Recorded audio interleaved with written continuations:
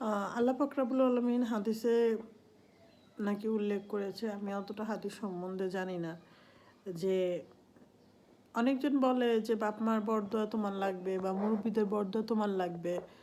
আপনি যদি বরদোয়ার কাজ না করেন, অভিশাপের কাজ না করেন, সে যদি আপনাকে সারা দিন রাত 24 ঘন্টা অভিশাপ দেয়, আপনার কখনোই লাগবে না।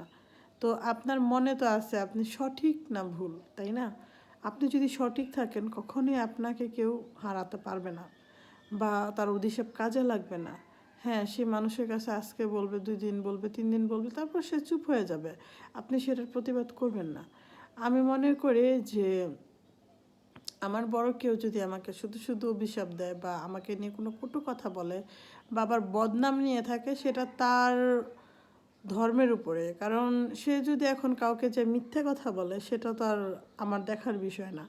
কারণ আমার আমার আল্লাহ পাক রাব্বুল আলামিন যদি দেখে, সেটাই আমার চলবে, আর লাগবে না। সে তো সবসময় প্রত্যেকটা সেকেন্ডের বিষয় জানে। তো আমি ন্যায় না বা অন্যায় সেটা আমি ভালো জানি।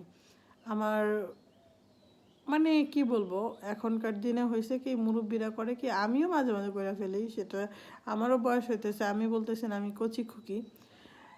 এখন মানে কি বলবো, যে শুধু শুধু দোষ ধরা, শুধু শুধু কথা ধরা, শুধু শুধু মানুষের কাছে যায় বলা, যেটা না করা সেটা, যেটা ছেলেমেয়েরা করে না, মানে একটু করলে আরেকটু বাড়ায় যায় বলা।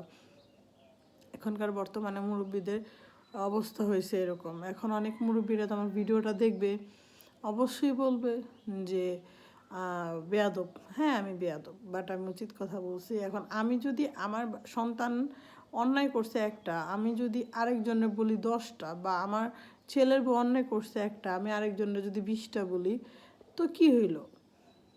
এটা আমি মিথ্যে বলতেছি না? অবশ্যই আমি মিথ্যে বলতেছি। এখন যাদের কাছে যায় বলতেছেন বা যাদের কাছে যে আমি বলতেছি, তারা তো ওদের খারাপ ভাবতেছে, আল্লাহ মায়ের সাথে এটা করছে, আল্লাহ মায়ের লগে এটা করলো। বর্তমানে দেখবেন যা কিছু কিছু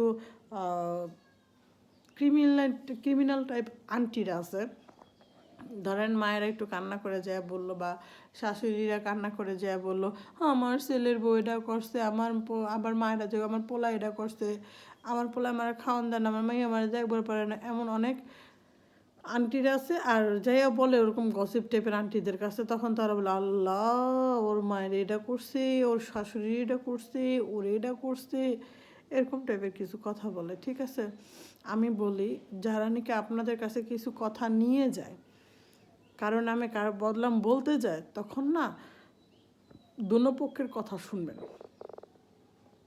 দোনো পক্ষের কথা শুনে তারপরে ওই যে অপর পাশের যে মানুষটাকে নিয়ে আপনারা কথা বলতেছেন, দয়া কইরা শুধু শুধু নিজেরা পাপ কামায়েন না। কারণ আগে দেখতে হবে, এক হাতে কখনো তালি বাজে না, কখনোই না। আপনি দেখেন আমি তালি বাজাই যাচ্ছি, চুটকি বাজে, বাট তালি বাজে না। ঠিক আছে, তালি 2 হাতে বাজে। সবসময় খেয়াল করবেন, তালি 2 হাতে বাজে, 1 হাতে না। তার মানে অন্যায় একজন করে না, একজন করতে করতে আরেকজনকে প্রশ্রয় দেয় অন্যায় করার জন্য। তাকে সম্মান যাতে দেয়, সেইটা তারা সুযোগই দেয় না। কিভাবে দেবে? এখন আমি যদি, আমার আল্লাহর রহমতে একটা ছেলে আছে, আল্লাহর মাল একজন আছে, আল্লাহ দিছে আমারে। এখন আমার ছেলেকে আমি বিয়ে করাইলাম, আমার ছেলের বউ ঘরে আসলো। আমার ছেলের বউ অমন করে কোনো অন্যায় করলো না, তারপর আমি আমার বোনদের কাছে বা আমার আত্মীয় স্বজন বা পাড়া প্রতিবেশী, আমার বান্ধবী বললাম যে দেখ আমার পোলার বইটা, আমার পোলার বইটা, ওইটা কিন্তু আমার মেয়ের উপরে এসে পড়বে। ধরেন আমার মেয়ে নেই, ওইটা কিন্তু আমার আমার গায়ে পাপ লেখা হবে। কারণ ওই মেয়েটা যেটা করতেছে না, অল্প একটু করতেছে, সেটার আমি একটু বাড়ায় যায় বলতেছি। তো যাই হোক, আপনারা যতই নামাজ রোজা পড়েন না কেন, মানুষের নিয়ে মিথ্যা গুজব, মিথ্যা কথা, মিথ্যা প্রবঞ্চনা যদি দেন, সেটার জবাব কিন্তু আল্লাহ পাক রাব্বুল আলামিনের কাছে আপনারই দিতে হবে। যার নামে করতেছেন তার কিন্তু কিচ্ছু আসবে যাবে না। একটা কথা মনে রাখবেন, একজনকে নিয়ে গীবত করা মানে তার পাপটা উল্টো আপনাদের গায়ে আনা।